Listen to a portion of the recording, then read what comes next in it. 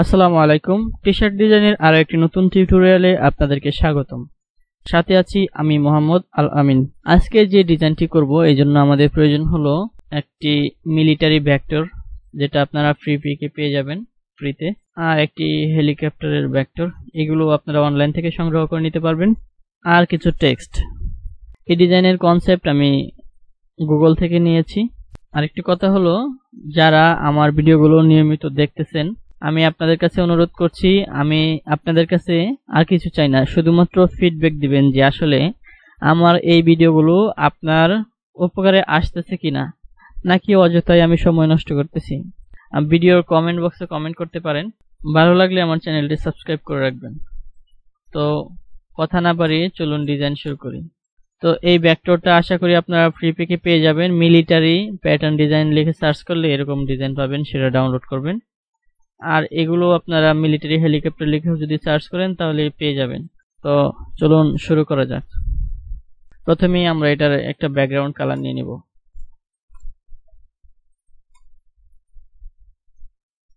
Background colour এটা Ctrl+2 দিয়ে lock করে রাখবো, যেন আর পরবর্তীতে সমস্যা না করে।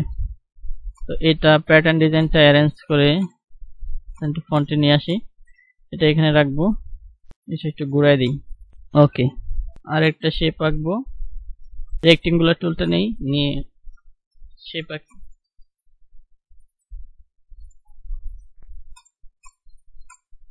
এটা এখানে নিয়ে আসি,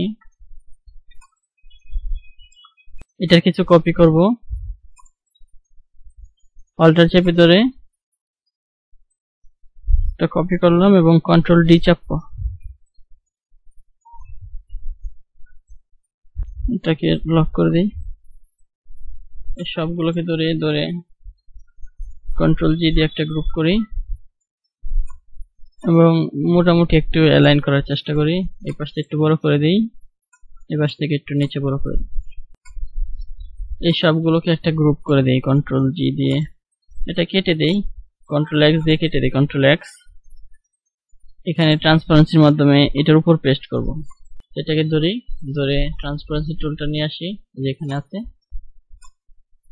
ডাবল ক্লিক করে Ctrl+F। এটার কাজ শেষ। এখন এটা কাটা কাটা হয়ে গেছে। যারা ট্রান্সপারেন্সি সম্পর্কে ভালো জানেন না, তারা আমার আগের ভিডিওগুলো দেখতে পারেন, সেখানে ট্রান্সপারেন্সি নিয়ে অনেকগুলো ভিডিও আছে। তো এখন আমরা এটাকে ক্লিপিং মাস্ক করব। এই জন্য আমরা একটা শেপ আঁকি আগে। এখান থেকে যেটুকু দরকার আমরা এটুকুর মধ্যে একটা ক্লিপিং শেপ আঁকবো।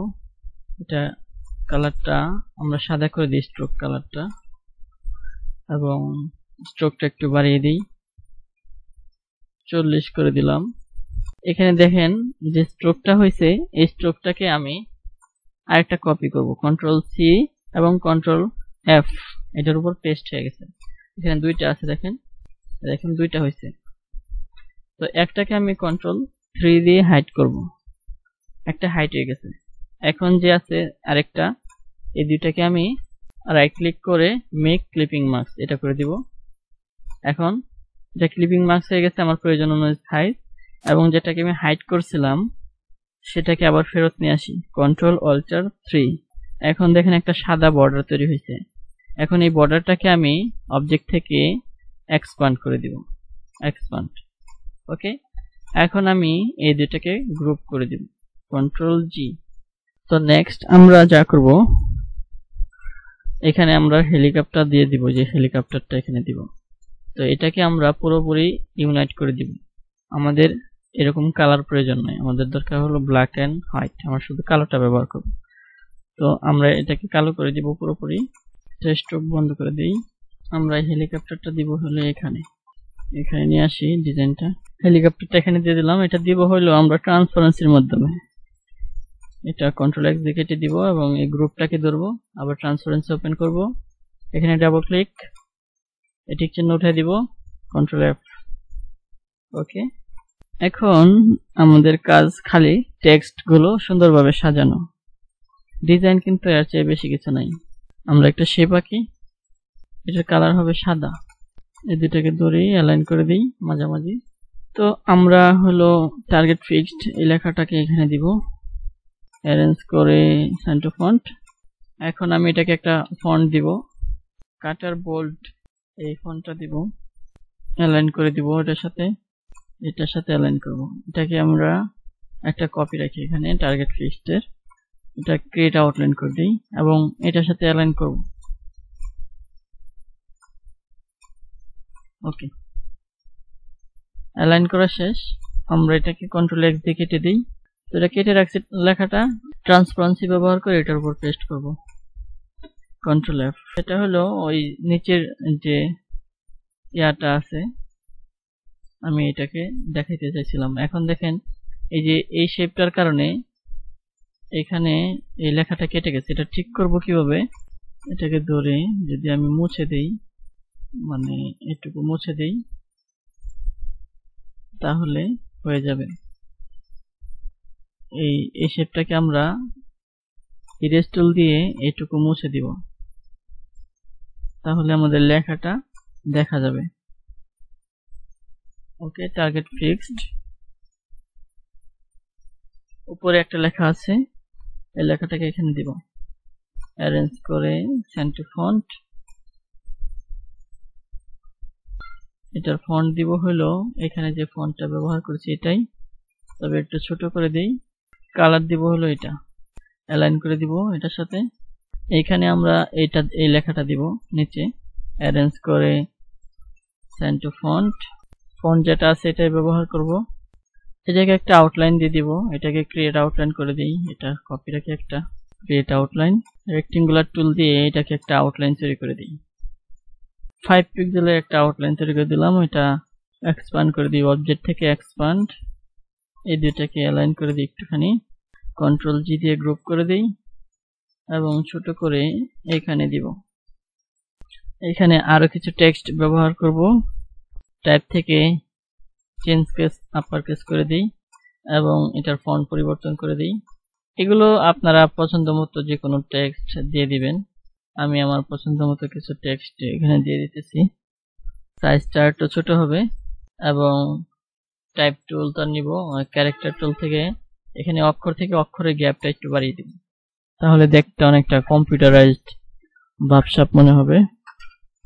এখানে আমি আরো কিছু লিখব। নিচে আমরা আরেকটা শেপ তৈরি করব, রেক্টেঙ্গুলার টুল নিয়ে একটা শেপ আঁকি এখানে এবং এটার কালার হবে কালো। এটাকে অবজেক্ট থেকে path, offset path, preview on, 10 pixel আছে, আমরা 10 পিক্সেলই রাখবো। ওকে, এবং এটার কালার হবে সাদা। এখন এই দুইটা শেপকে ধরে ইরেজ টুল দিয়ে কিছু অংশ মুছে দিব। এই পাশে দুই পাশে কিছু অংশ মুছে দিলাম।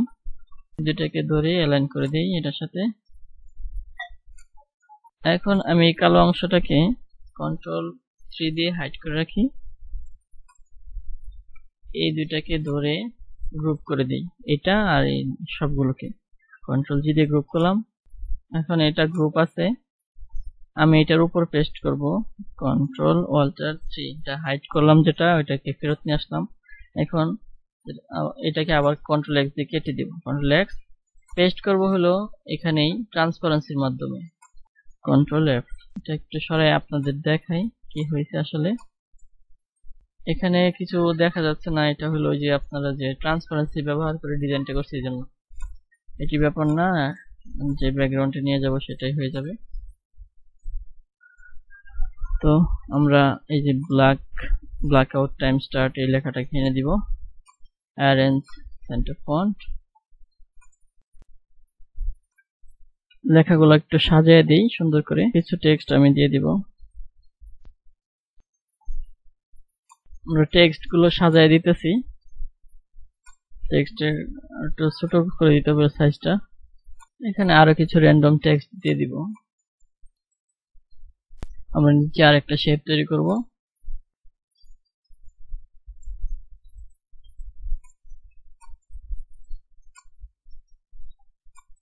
ইউনিক জোন আমাদের ইউটিউব চ্যানেলের নাম। এটা ক্রিয়েট আউটলাইন করে দিই, এইটার সাথে অ্যালাইন করব। আমাদের সুপার সিম্পল ডিজাইন শেষ। তো আশা করি আপনারা এই ডিজাইনটা বুঝতে পেরেছেন। এই ডিজাইন সম্পর্কে যদি কোনো প্রশ্ন থাকে আমাকে কমেন্ট বক্সে জানাবেন, এবং আশা করছি এই ডিজাইনটি আপনারা দেখে দেখে করতে পারবেন। একটি সিম্পল ডিজাইন, আশা করছি আপনাদের ভালো লেগেছে। তো পরবর্তী ভিডিও দেখার আমন্ত্রণ জানিয়ে এই ভিডিওটি এখানে শেষ করছি। সবাই ভালো থাকবেন। আসসালামু আলাইকুম ওয়া রাহমাতুল্লাহি ওয়া বারাকাতুহু।